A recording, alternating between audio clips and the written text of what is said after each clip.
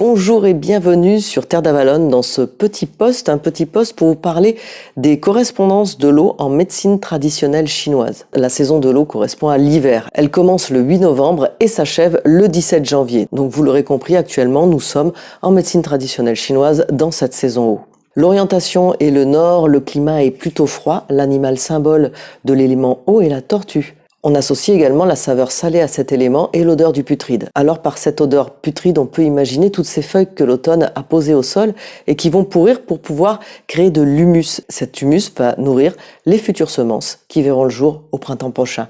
Symboliquement, on va laisser dans cette saison d'hiver, par une introspection, souvent par méditation, tout ce qui ne nous correspond plus, tout ce qui doit mourir en nous, pour permettre à des nouvelles choses de pouvoir voir le jour, des projets ou bien d'autres choses encore. Il s'agit donc là, dans cet élément eau, d'une transmutation d'un état vers un autre. L'organe qui est rattaché à cet élément eau en médecine traditionnelle chinoise est le rein, son entraille est la vessie. Ses tissus sont les os.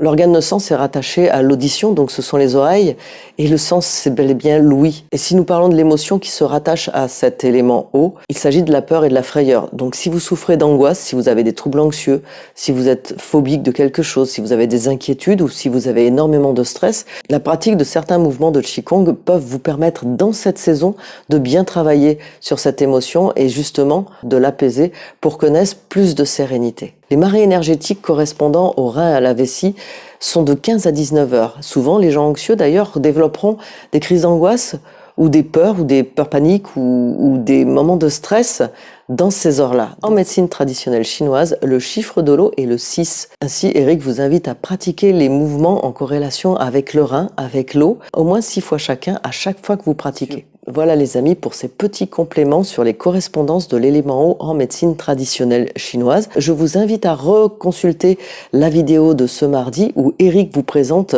cet élément dans le Qigong, dans sa pratique du Qigong. Je vous laisse. Je vous dis à très bientôt. Restez connectés, continuez de nous liker et continuez même de nous partager. Bye bye.